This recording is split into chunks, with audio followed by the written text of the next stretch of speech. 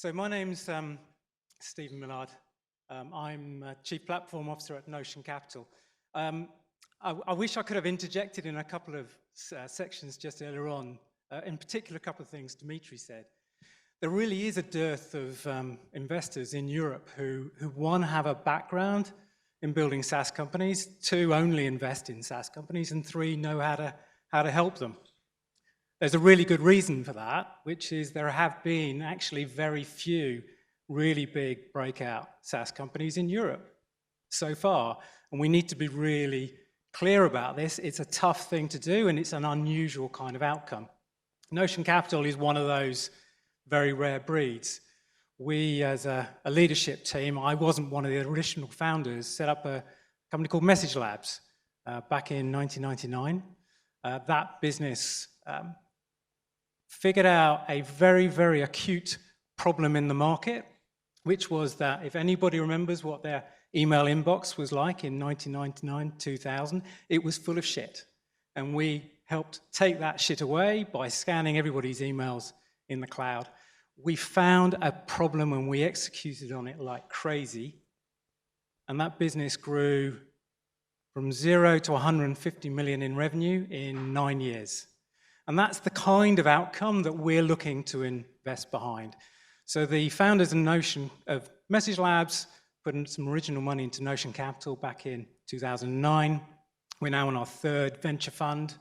We're currently investing out of Venture Fund 3, which is £100 million. We have 35 enterprise SaaS companies in our portfolio. And through Venture Fund 3, we've made 11 investments, new investments, in the last 12 months, 3 seed, 1 Series A, 2 Series B. So we're one of, not only, I think there's 3 things that make us very unique. One, we have that shared background, which is unique, it is different in Europe. Second, we only invest in enterprise SaaS. And the third thing is, and I believe you can't do the third unless you've got 1 and 2, is we surround our portfolio with a fundamental capability to help them accelerate their success and fulfill their potential. Now, I joined Notion at the beginning of the last year to build out what we call our venture platform. And that is designed to give our founders an extraordinary experience of taking our money and to deliver value to them above and beyond anybody else in the industry. What I've learned over the last 15 months, what I'm going to start sharing with you, is the real value that we get from supporting our portfolio as an ecosystem is what we learn about the quality of the people we've invested in, the problem they're solving, the way they're growing their business. And then we use that information, one, to help to support them better, but secondly, to make better investment decisions. So it becomes a very virtuous circle. And I think in venture, I have one of the most privileged jobs in Europe. My colleagues go out into Europe and they will see 100 companies to invest in 1. And by the time we've invested in this individual, this organization has been filtered down to some very exceptional companies and some very extraordinary people. My job is then to work with those people to help them fulfill their potential. So I kind of joke with the rest of my team that they really get the shit end of the stick. I get the value of working with extraordinary people within our portfolio. What I wanted to kind of share with you is a few things. One is, how do we distill the decisions we make? What are the criteria we're thinking about?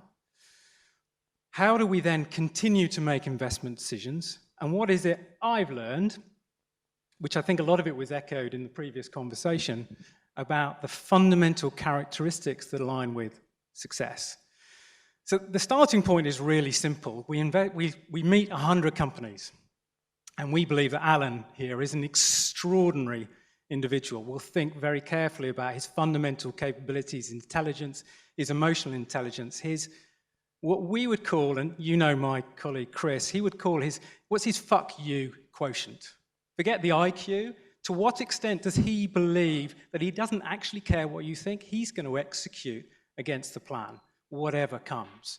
To what extent has he got a learning quotient and capability? To what extent does this individual have the ability to execute relentlessly over a very long period. And we assess all of the founders that we invest in on 8 or 9 criteria. And I can take you through those later on. So the first thing is, we have to believe that the individual is extraordinary.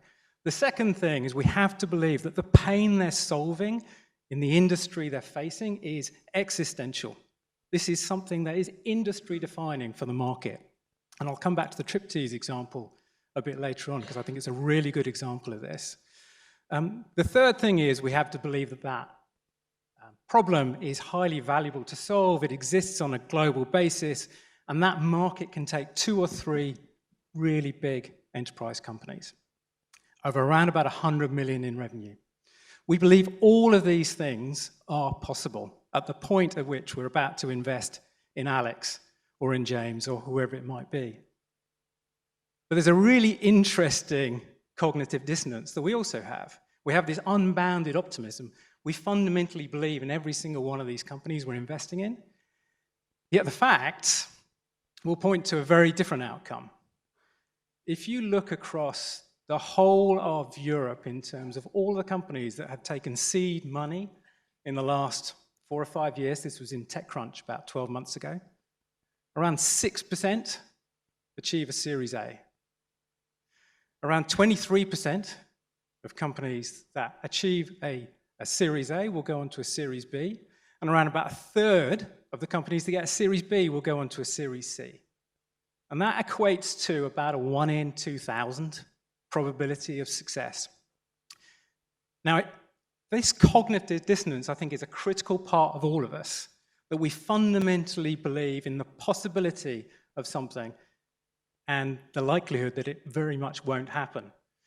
And the ability of the founder to hold those 2 things to be true and to constantly learn and to constantly challenge is a very, very critical part of the DNA of the types of individuals who can really go on to achieve outstanding success. So we hold these 2 things to be true. We know that if a company really does isolate an acute problem in the marketplace, they can grow extraordinarily fast. We know because a group of us have done that before. Many of you I know will know of the Bessemer Cloud Index. They look at all of the SaaS companies that achieve 100 million in revenue, and you look backwards through the rearview mirror, around about 25% of them will get to 100 million in revenue in less than 5 or 6 years. Around about 50% will do it in 7 to 8 years, and the last 25% in 9, 10, 11 years. Now, there's some reasons why we focus on such short time periods. One is our funds tend to be 10-year terms, so that's the cycle we're working on. But fundamentally, there's another really important point I think we've got to recognize is that if any of you have isolated an acute problem in the marketplace and you've managed to communicate your ability to execute against that, it's like you're opening a vacuum up in front of you that you can execute into. And if you do not execute upon that fast, given the flexibility, the ability to innovate very rapidly around software models today, somebody else will execute and take that opportunity. So while there's a certain amount of, yes, we would say it has to be done in 10 years, there is an element also of the fact that you need to execute that fast to be able to ensure that the competition doesn't come in behind you and take that opportunity. Personal experience. So Message Labs was set up in 1999. 2 other companies were set up within about 12 to 18 months after. One of them in San Francisco, which was called Postini. One of them, can't remember where it was, FrontBridge. FrontBridge was acquired by Microsoft after about 4 years. These businesses had emerged immediately behind us, and we knew that we had to execute incredibly fast. So it's almost like you've got these people in your wing mirrors who are executing alongside you, and triptease will see this, and I'm sure User Replay sees it as well. Many of the organizations that are really executing very, very hard against a clearly defined pain or problem in the market will see companies coming up in their rearview mirror very, very quickly. So there are a few examples of organizations that have achieved this. Probably the best breakout example, and this isn't a company we've invested in, is Zendesk. But I think there are honestly very few businesses yet that have really broken out in Europe to achieve the kind of success that we need to see going forward. So just taking a step back and say, right, okay, those are the decision criteria that we use. Exceptional people solving an industry-defining problem. That problem exists on a global basis, and this team has a fundamental ability to execute. We then compare all of our, once we've made the investment decision, we're comparing every single company against those criteria every 3 months and making continuous decisions about capital allocation and time allocation, and then working with those organizations to help them fulfill their potential. Through that exercise, and I said one of the things right at the beginning, the joy of the work that I get to do is that by virtue of working with 35 enterprise SaaS companies, I don't think there's another VC in Europe that has a cohort like that. Those organizations all have very, very clear differences. Their uniqueness of the problem they're solving in the team is what will make them become potentially extraordinarily successful. But every single one of them also has very similar structural, organizational, technological, and commercial challenges, and that allows us to learn on a very rapid basis. And I think there are 3 things that we isolate and correlate with outstanding success in enterprise SaaS. And the first of these is an obsession with the pain that they choose to solve. Now, we often hear about companies that are solutions looking for a problem. We believe in investing behind entrepreneurs who've isolated an industry-defining problem. And I'll give you a good example. This was actually before I joined Notion Capital. I was lucky enough to be in a workshop with James's brother, Charlie. This was at the time Notion was investing, so it was about two years ago. And Charlie had a very, dare I say, a very uninteresting business in the hotel space, in the travel industry. But we believed in this individual, and the way he's described to me is it's as if he's driving a juggernaut through a car park, and he doesn't mind what debris he leaves behind him. He'll just keep going, and there may be police cars following him, but he still keeps driving. He's relentless ability to execute. So we wanted to invest in this guy, but we didn't believe in the problem he was solving. So we told him to go away and come back, and I worked with him for about 4 weeks, thinking about, okay, you want to do something in the hotel industry. He had a real fascination with the space, and he felt there were some real inequalities in that industry. So he said, what's the most important problem you could solve? What's the existential problem that these hotels face? And we had one of these white walls in the meeting room, and he was drawing out the kind of the journey that consumers go in, and we all do it. We're going to choose a hotel. Maybe we'll look at 10. We'll look at this one and we'll go to Priceline and we'll come back and go, oh gosh, that's another one there. I'll go and look at that hotel, and maybe I'll come back to that hotel 5 times, and then I'll go, right, I'm going to go there, but they've already got my credit card details, so I'll book through hotels.com, booking.com, Priceline, whatever it might be. I say, well, that's really interesting. How prevalent is that? It's extraordinarily prevalent for you'd probably correct me, the majority, the longer tail of hotels, 50 or 100,000, it might be 50% of their bookings are going through an OTA, and they're losing 20 or 30% of the revenue on 50% of their bookings. For the bigger hotel chains, it might be, maybe it's only 20% of the bookings, but it's still a very, very big number. So we said, well, how much is this worth? How much is this leakage worth to the hotel industry? And what's the number? 20 billion in lost revenue and lost customer data. So we said, that's an interesting problem. What could you do about it? He came back 6 weeks later, and he'd validated the concept for the simplest bit of tech you can possibly imagine, which was a bit of JavaScript you put on the site. And if somebody's about to leave the hotel page, it gives them a price comparison and says, oh, by the way, it's the same price on Priceline or Booking.com, but if you book here, you can get this as well. Switch it on, and it drives revenue. it solved an acute problem and it grew like crazy. And 8 or 9 quarters of 50% plus growth, and then deepening the capability as they progress with those hotels. So it's not standing still by any means, but that fundamental concept of solving an existential problem, that's the starting point. And I think that's a dialogue that every single one of you has to have. Am I solving the most important problem for the most important and valuable customer? And until you get to that, be cautious with capital and resources and really focus in on solving the most important problem you can.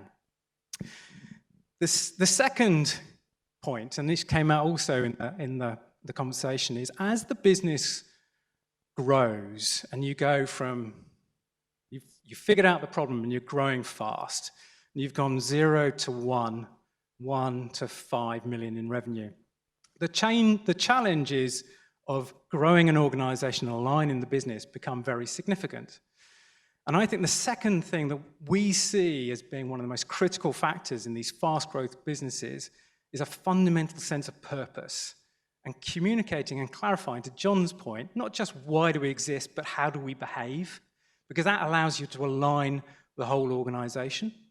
It also gives you a fundamental sense of purpose that can galvanize the organization and also galvanize the relationship with the customers you're serving. Another company, one of our portfolio, a company called KissenHub, pretty under the radar. It's an agri-tech business, but doing some really interesting things with farmers, food producers and food processors, helping them to make better decisions about how they use data to optimize crop yield. Sorry. My time's up. That's actually a reminder to give my daughter a text before she goes to bed. Sorry about that. So anyway, so KissenHub, they're getting some really good traction, and they're selling to farmers, and they're selling to the enterprise, the food processors, and they're selling up the food chain as well. We were running a workshop with these guys talking about the product market fit. It's all quite perfunctory stuff, you know, right? How are you going to market? Who's your customer? What's the problem you're solving? What's the value you deliver? And I had a good friend in here, I'm sure many of you will know, Alex Dunstan, was in the workshop with us. As I like to bring in people into the workshops we run with our portfolio who are tangential to the business, who can just be a devil's advocate or I don't get it kind of people, which is really useful at the early stage. And he turned to the guys and he said, I don't get it. Why are you doing what you're doing? And they said, well, because the farmers don't have enough data. He said, that's a really shit reason. Why are you doing what you're doing? And the next guy, one of the other founders, said, well, the food processors don't have visibility of the supply chain to make good decisions about crop yield. He said, that's really, really dull. Why are you doing what you're doing? And they kind of sat there for a few minutes. And then one of them said, well, it's obvious. I said, okay, why is it obvious? And he said, well, we've got a growing global population. We've got climate change. We've got all these challenges.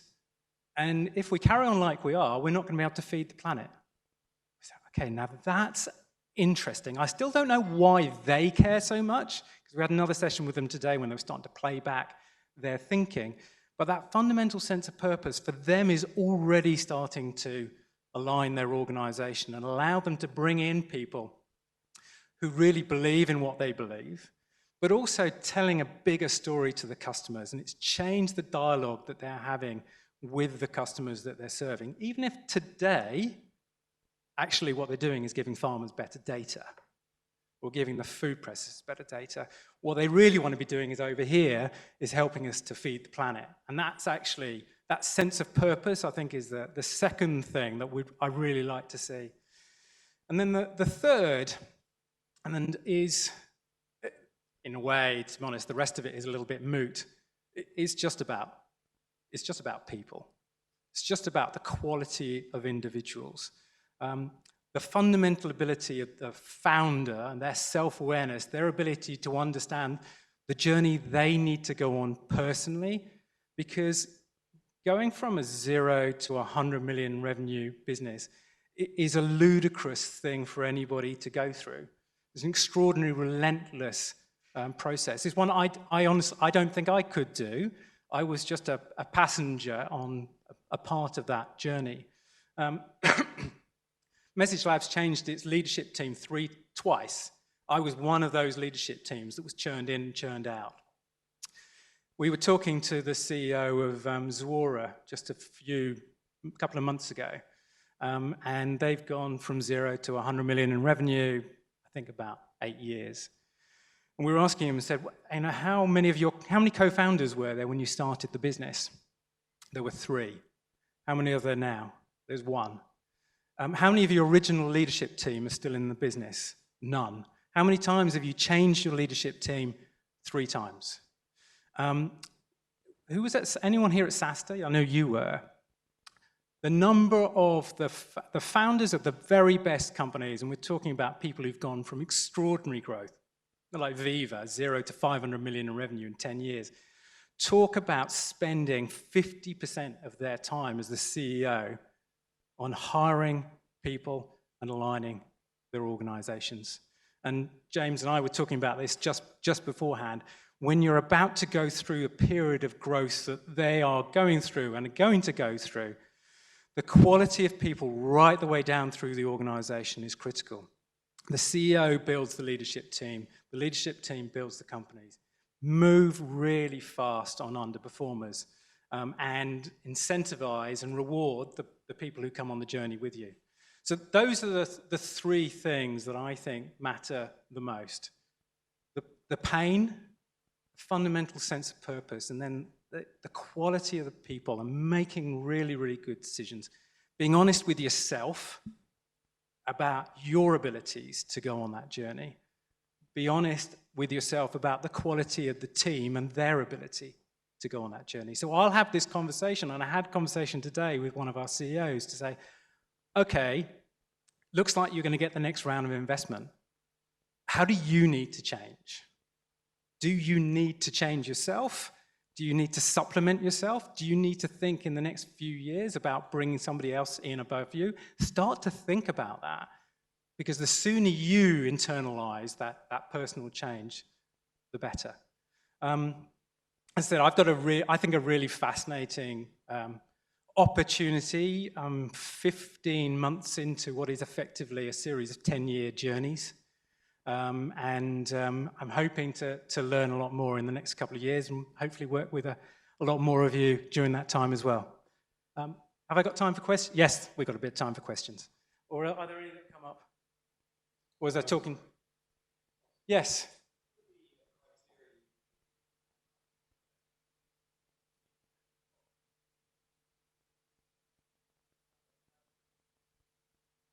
So there's a fundamental implicit technological capability. My belief is that, well, technology is etymologically a better way of doing things. Every single one of the companies we're investing in is a technology business at its heart. It's a given. Yes, it was an oversight, but it's a fundamental given.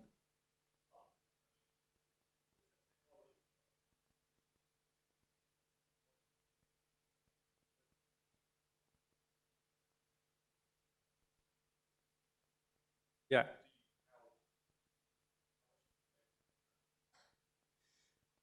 Execution is the most critical form of defense.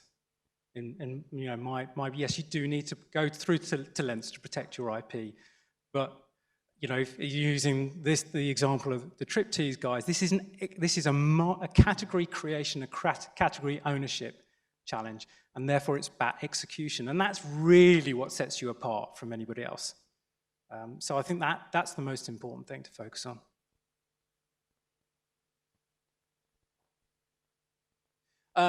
So there's kind of the metrics one. There's the rear view mirror stuff, and then the forward-looking stuff. From a metrics perspective, we focus. It depends on the stage the business is at. You know, at the very early stage, you really want to focus on engagement.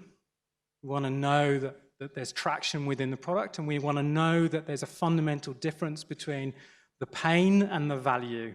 And that's quite subjective, but that kind of dialogue is really important. I mean, I'm less of a believer in terms of the kind of KPIs around MRR and payback as you go, as in that very, very early stage. As the business grows, maybe this is kind of 1 to 5 million, and we're achieving a certain degree of product market fit. So we're mitigating product risk, commercial risk, market risk, and so on and so forth. Then there's two key things I would look at. Trying to paint a bigger picture, right? So you've got your revenue and gross margin. You know, what proportion of the revenue you generate is contribution to your costs? I mean, you've got to have that nailed, you know, right between your eyes. 70-80% gross margin means that every revenue I create, I've got 80% of that plus dropping onto the bottom line. So gross margin is really important. Then, of course, the factor of payback is critical, which is a factor of gross margin and your annual contract value.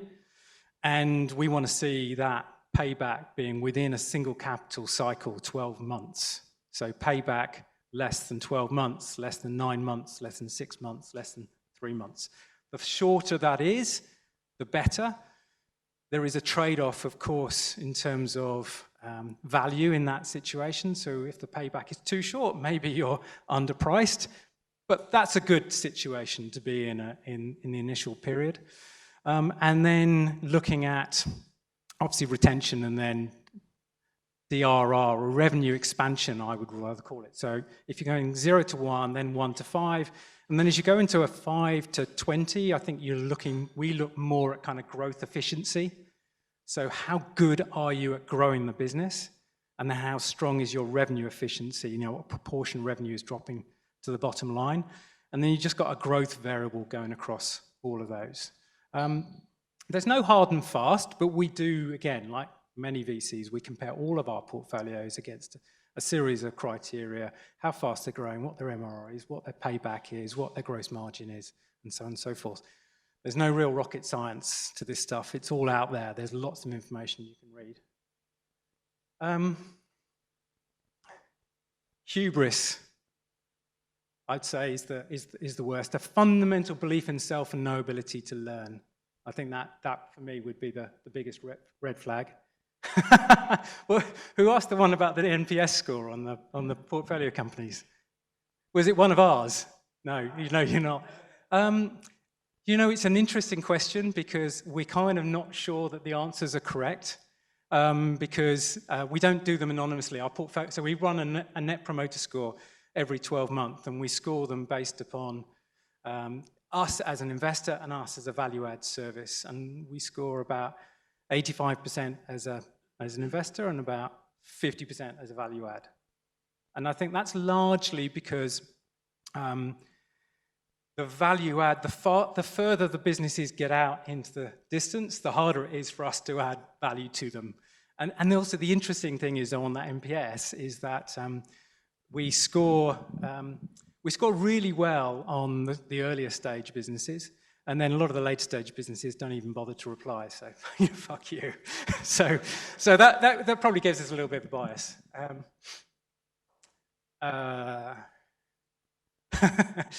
What do you think needs to happen to get more women into STEM? Education. It's got to start there, hasn't it? How many of the guys who were on the previous panel, what proportion of numbers of women do you have in your companies and on the board?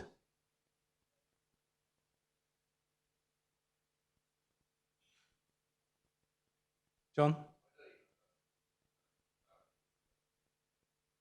There were some really, sorry, Dimitri? He's not here. Bessemer, who are probably one of the most prolific data-driven VCs based out in the US. They've got some evidence to clearly demonstrate the benefit of diversity on company performance. And they can clearly show the relationship and a direct correlation between the number of women in the business and overall success. So I think that's a message that we need to take back and around. Yes, there are plenty of anti-portfolio companies that we haven't invested in, and some we've turned down and some turned down us. Do I think AI is impacting SaaS investing? Yes, there was a really interesting blog, I can't remember who wrote it yesterday, which I think is incredibly true, which is that, I think AI businesses for and of themselves as a horizontal play are going to find it very, very challenging. We've probably missed the wave of acqui-hires if that's what they're doing, but AI within a use case or within a vertical stack, I think has a very strong capability. And just thinking of some of the examples of businesses around in our portfolio, every single one of our 35 investments has a strong data science, AI, and data play at scale.